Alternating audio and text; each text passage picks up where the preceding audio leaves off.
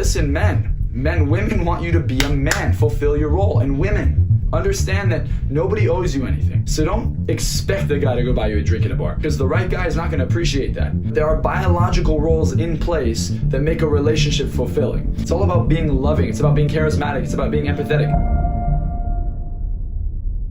What's up, guys? So today we're going to tackle relationships. You see, relationships are one of the most vital, fulfilling things in our life. And if you don't know how to have a proper relationship, you will never be fully fulfilled. Now, a lot of people have their own opinions and their own takes on relationships. I have mine. I have found that this works for all my clients. This works for me. And this works in every single observable case, at least if you look at it through this lens. Now, do you have to agree with me? Absolutely not. However, science supports my theory. And because science supports my theory, if you want to follow it and you want to try it out, I guarantee you'll have massive success in your relationships. Now, most people have many names for this, but there is something called a dominant and submissive role in a relationship. You can call it masculine and feminine. But there are biological roles in place that make a relationship fulfilling. Now, the reason is because we are primates. Human beings are primates. And as primates, we have primal instincts.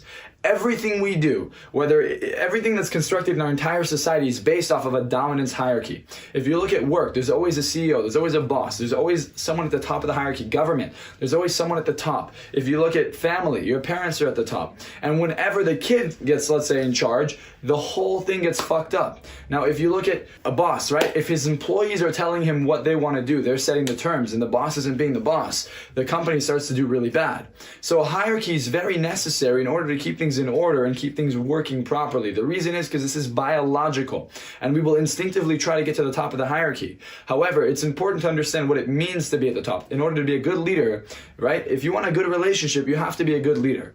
And at the same time, you also have to understand each other. You have to understand the dynamics. Now, if you're talking about a heterosexual relationship where you have a man and a woman, okay? A biological man and a woman who are both heterosexual. I'll talk about same-sex relationships in a minute. Then there's always a dominant and submissive role. Now, the most fulfilling one is not going to be when the female is the dominant one. It's going to be when the male is. And the reason is because biologically speaking, again, there's alpha females and alpha males, but the alpha male has to act a certain way or the female gets frustrated. You see, the more confident, the more alpha the female is, the more she understands her beauty and her worth, then the more she's going to want a guy who understands his. And if you're a guy who can't set boundaries, who doesn't understand his value, they will test you. And the reason is women will test the man in order to see if he's actually worth their time, if he's worth the investment. Because if he's just some guy, he's just going to some loser, they know, unconsciously, they know they will not be fulfilled.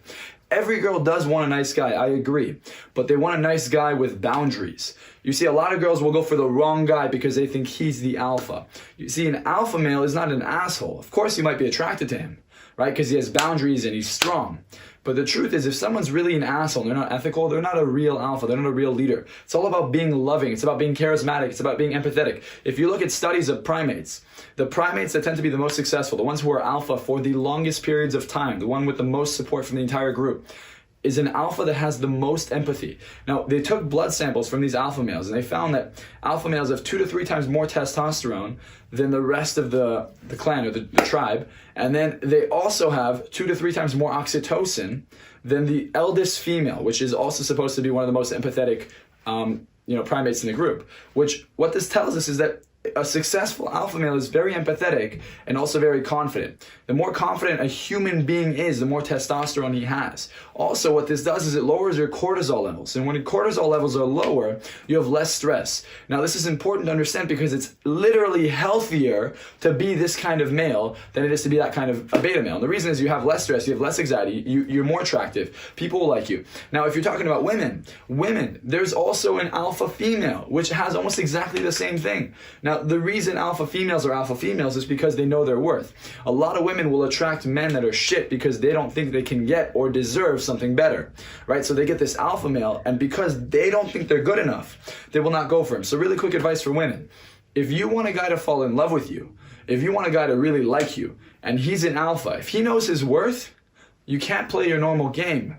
You want to attract the right guy, you got to have the right behavior. And the right guy is going to be attracted to a woman who appreciates him, who makes him feel special, who makes him feel like he is the man, who is an alpha, who understands her submissive role. Men want a woman right? To be feminine, to be female, to be submissive. Not in every area. Obviously, you gotta have boundaries. But I mean, there is a natural biological role that women want to take on when they're with the right man. They want to feel safe. They want to feel secure. And a man wants to have the same feeling, to be honest. But he wants to feel it maternally, he wants to feel it emotionally, he wants to feel that love from you, right? So if you tell a guy how amazing he is and you appreciate him and you compliment him, you're literally going to make the guy fall in love with you. That's how you get a guy to like you. Not by playing hard to get, by not complimenting him, by showing that you're not interested. That's not how you get a guy to like you. The way to get a guy to like you, the right guy, I'm not saying a shitty guy, I'm saying the right guy. You want to attract the best kind of male, this is how you do it. You compliment them, you appreciate them, you tell them what you like, okay? And now, if we're going back to the overall dynamic, a man has to be a man and a woman has to be a woman. Biologically speaking, monogamy is not real. Monogamy is only there, and it's not real monogamy, right? If you look at primates, the reason an alpha male is so successful is because we have two instincts, right? Survival and procreation. An alpha male is going to try and procreate with as many women as possible, to have as many offspring as possible. Now, the reason this happens, and if you look at our society, men who have the most options or the most available females or act or emulate this characteristic, right? He's not needy. He's not chasing you. He's not always talking to you. He seems like he's busy. They emulate the characteristics of someone who's seeing other people. And that's what women are biologically attracted to. Does it mean you have to see other people? No. But what it does mean is you have to understand why women are attracted to men and why men are attracted to women. Men are attracted to women the most when a woman shows him that he can have his offspring with her and she's not going to be with somebody else. Men need loyalty, because if you give a guy loyalty, he's going to be willing to invest in you. If you don't show him loyalty, he's going to be afraid to invest in you, because why would I invest in a female, right? That's what men think. Why would he invest in a female with somebody else's offspring? Now, what women think about is, why would I invest in a male who's not going to give me his resources? Why would I just get pregnant from a guy who's not going to be around to help me take care of the baby? That's why women want to see that a man's committed. He's emotionally invested. So there are ways to do that. And the way to do that is to complement the male. Now, if you talk about someone who's not in a heterosexual relationship, there is still a dominant and a feminine role. There's still a masculine and feminine, dominant and submissive, right? So if you have two men, there's always a man who's more masculine and a male who's more feminine.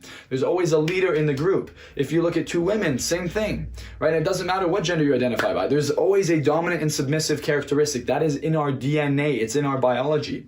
Now, the reason a relationship won't be fulfilling is because the wrong people are fulfilling the wrong roles. Some people want to be more feminine and more submissive, and some people want to be more dominant. For example, in my relationships, I will definitely be the dominant male, right? I am a dominant alpha. So when I'm with a girl, they understand that they are with an alpha male, right? And the women I'm with immediately take on that submissive role and makes them much more attractive and much more fulfilling for me. Now, because I wasn't always like this, whenever I used to be the other way around, women would literally walk all over me. And I don't blame them. I wouldn't want to be with a guy like me when I have no value, no sense of self-esteem, no boundaries. You could do whatever you wanted. That's literally repulsive. They don't want that. Listen, women want you to be a man, fulfill your role. And women, understand that nobody owes you anything. I understand that most women think that men have to chase them, that they're better than everyone else. Understand that there is equality, but there are roles, right? So don't expect a guy to go buy you a drink in a bar. Don't expect a guy to pay for your dinner. Have some manners, have some respect, because the right guy is not going to appreciate that. And if he doesn't appreciate that, you're going to push away the great guys, and the guys who are the ones who are not going to fulfill you, who are just going to try and give you everything they can. Yeah, that might be nice superficially, but biologically, you're not going to like them. You're going to want to move on. So if you like this video, give it a big thumbs up, comment below. Obviously, I can dive into this issue for days. I have seminars on this topic for 3-4 days in a row. I'm trying to summarize it in the most general way possible, just to give you a really quick summary of everything I spoke about. There is a dominant and feminine, or a dominant and submissive role in a relationship. In a heterosexual relationship, I believe, and this is just based off of what I've observed, I believe that the male should have the dominant role. Not all relationships like this, the majority, by the way, not everyone has it. I'm generalizing here. I believe that in the majority of relationships, the male should have a dominant role and the female should have a submissive one. In other relationships, you have to figure out which person wants which role.